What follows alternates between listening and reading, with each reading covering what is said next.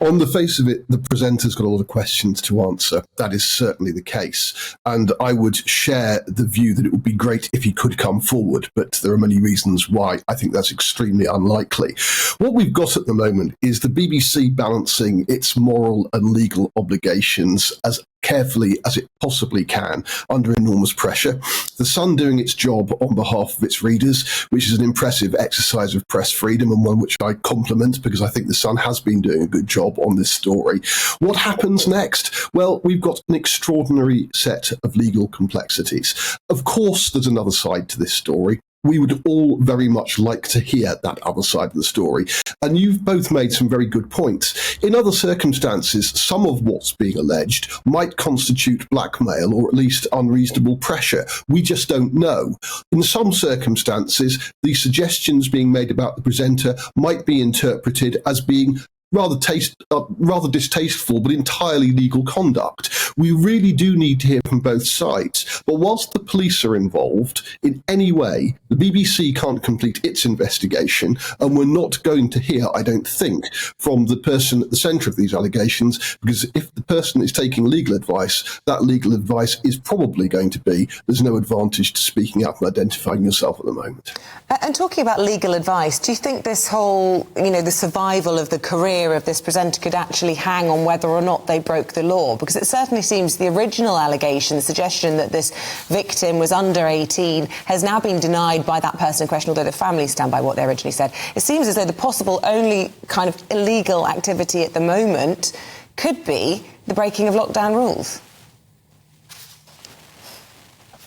That could be the case. We're speculating, but there's a central point here.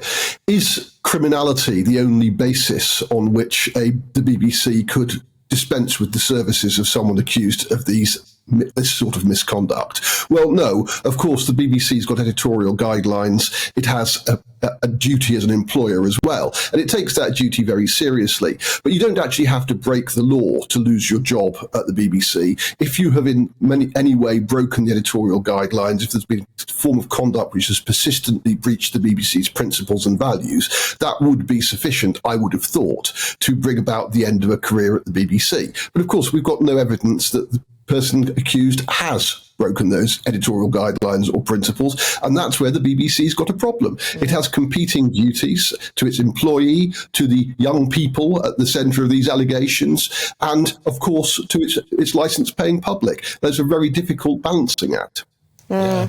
I was wondering, Tim, you summed it up quite well there. How outraged should we all be about this? It's all right. This guy, his biggest sin is being in the public eye. The biggest sin is that he's a household name, which people are obviously going to be very interested in as well. But when you talk about protocols and values there, I suppose when you think of it, there is a lot at stake here. Do you think whether this man wins, loses or draws, he has a career ahead of him in television? I ask you as a former editor. Given that I can't identify this individual and none of us can, it's a very difficult question to answer. I think that sometimes such allegations end careers entirely, and it wouldn't be surprising in this case if these allegations are substantiated, if the presenter at the centre of those allegations ended up spending his career not appearing on television in future. That would not astonish me. It's not inconceivable that another employer might want to re-employ someone with a very high profile, but it will depend entirely on what the final outcome of this inquiry, whichever form it takes, criminal or internal to the BBC or both. It will depend on the outcome of these inquiries. What are the facts? This story has been marked from the very beginning by a huge amount of speculation and a real absence of hard factual evidence. It's been smoke and mirrors from the very beginning. And that's partly because of the legal complexities involved, partly because of competition between a great newspaper and the BBC. Then I ask you, Tim, would it not be in this man's interest to declare himself, to step forward himself? My overwhelming impression is that the advice he's getting is that that's not the case. But I'm speculating. it has been possible for the individual to come forward for a long time.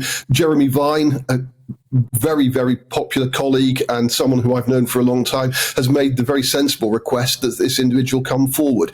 I know that there's real anger in the BBC newsroom. I know that there are many senior BBC journalists who wish that this person would come forward. But this individual will be listening to legal advice, and that legal advice, I suspect, will will be prominent in his mind, not the views of his colleagues. Let's put it like that. And I just want to ask you, talking of career ending, Tim Davies, Director General, do you think his position is in question? He hasn't exactly covered himself in glory, not least with the handling of the Gary Lineker saga as well. It's been a difficult time for Tim Davies. I don't think his career is in jeopardy in the short term.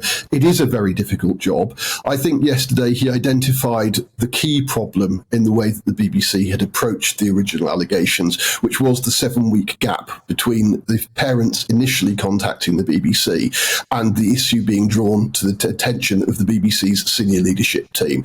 Now, Tim Davies said he wondered whether it had been red flagged early enough, whether it had come to their attention quickly enough. I suspect that he will conclude that it didn't, and that that's a problem. The BBC is a very large organisation. Certainly it listened to the original complaint, but it didn't seem to pursue it with any great aplomb until much later. That may be because what the parents told the BBC was not what we're now hearing, that it was much less detailed. We don't know, but Tim Davies' right to have identified that. So I don't think that the Director General is at fault when the BBC faces troubles during his incumbency. Tim Davies has had a series of crises to deal with. I disagreed with him about the Gary Lineker issue, but he handled himself with confidence, and he's done so on this occasion. I think he's a man doing a tough job in difficult times. I'm afraid being Director General of the BBC is a tough job, and there are often difficult times. OK, well, speaking of tough jobs, Principal of South College at Durham University and former BBC executive, thanks very much indeed for talking to us, Tim Luckhurst.